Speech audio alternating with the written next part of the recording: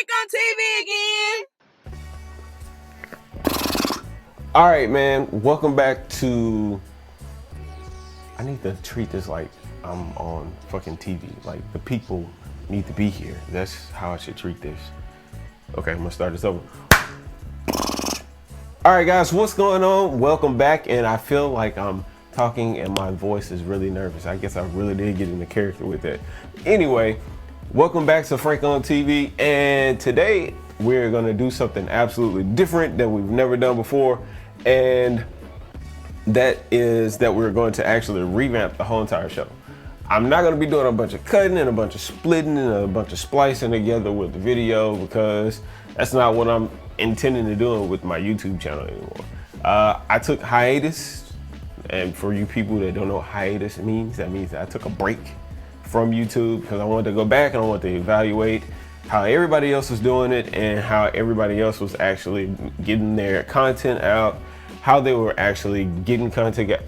I said that already.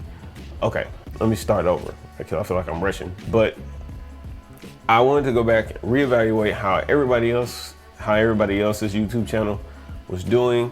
Look at people that I care about on YouTube and figure out like what method has been working for them. I always mention Matthew Santoro, Jared Poland, but recently I've been on Gary Vaynerchuk like super hard. So like I've been watching all of them. So now I'm revamping the way that I'm doing my show. And no, I did not just pick my nose, I scratched my lip. Okay, all right, so let's get down to business. Of course, you know what I've done. I've gone and looked up stories that I felt like were relevant to me and the things that I like to talk about, which is what we're gonna be doing in this role of Frank on TV, which is, of course, tech, media, whether it be music, movies, art, photography, of course, and things that are in the news that I feel like I pay attention to. So I'm not gonna be talking about stuff that I really don't pay attention to. But anyway, let's go ahead and get started. One thing that I was reading online last night that's actually been kind of big to me is how taking certain opportunities can actually like push back other opportunities. And this week, Drake missed his opportunity to be on the Billboard 100 charts this week by having a partnership with Apple and Apple Music. Since he released the music video that everybody's been buzzing about and making multiple different memes and making spoof videos about, he released that video exclusively on Apple Music. So he missed out because Apple Music doesn't report to where Billboard pulls its video views statistics. So he didn't get reported. So he's not going to be on the top 100 charts. The Weeknd has been holding The Weeknd has been holding that spot down for I think 6 weeks now. So you brought your boy in the game and he's been killing the charts, and you just kind of got left behind this week. Anyway, next on my list is going to be something in the tech world, and everybody has been that has an iPhone, at least me, and an iWatch. Well, not Apple Watch, not iWatch, but everybody's been on this digital paying system. So you don't have to pull out your wallet, you don't have to give somebody your debit card and things like that whenever you pay for stuff, like Apple Pay. And recently, Android continues to bite on Apple, and they've created what they call Android Pay. Pretty much the same thing with a different name and a different phone.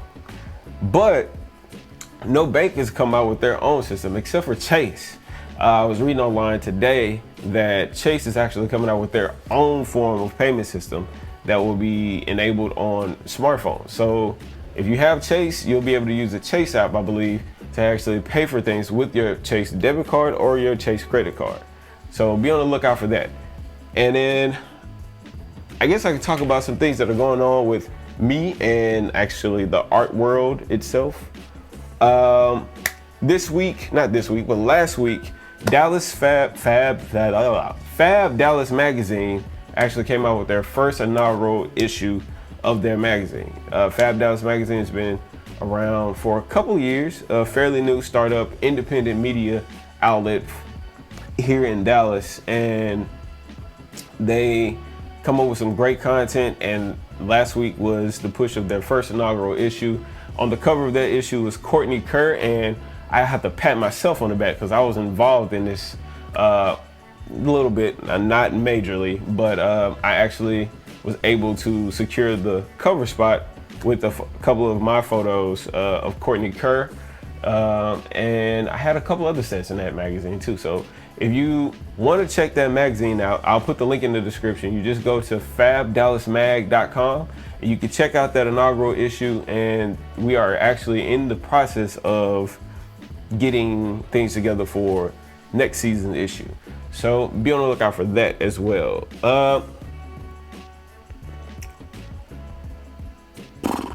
What else did I have? I had something else. Oh, cool photos. And when I say cool photos, I'm talking about things that are abstractly different as far as like photography goes.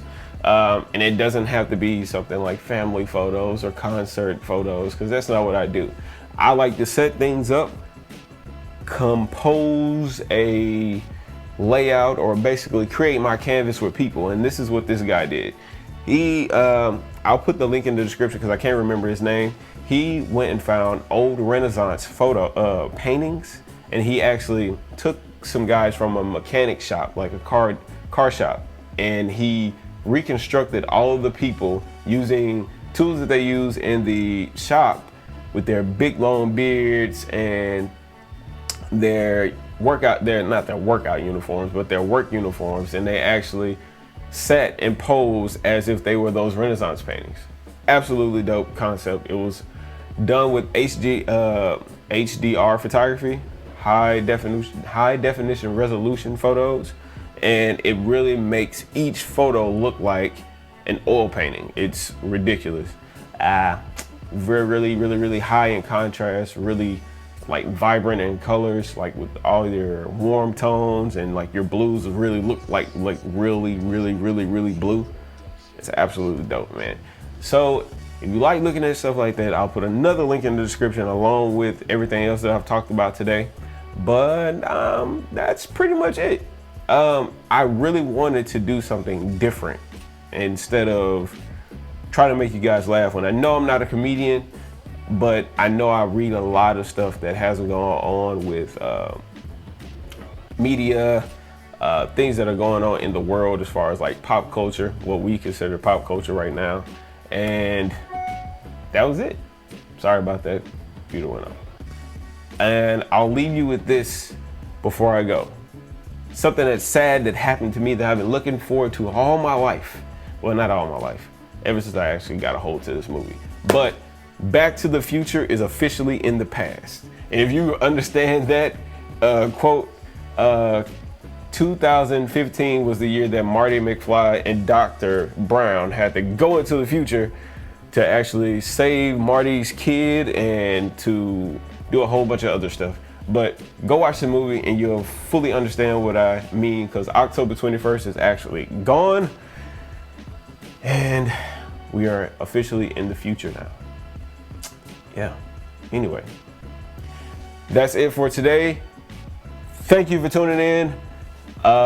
You know that there will be a link in the description for you to subscribe down at the bottom of the screen and at the end of this video as well. I'm long-winded. I love y'all. Peace out. I'm not in shape for that right now.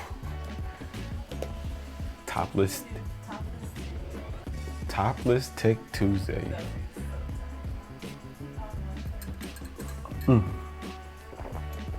I guess I'll implement that next week.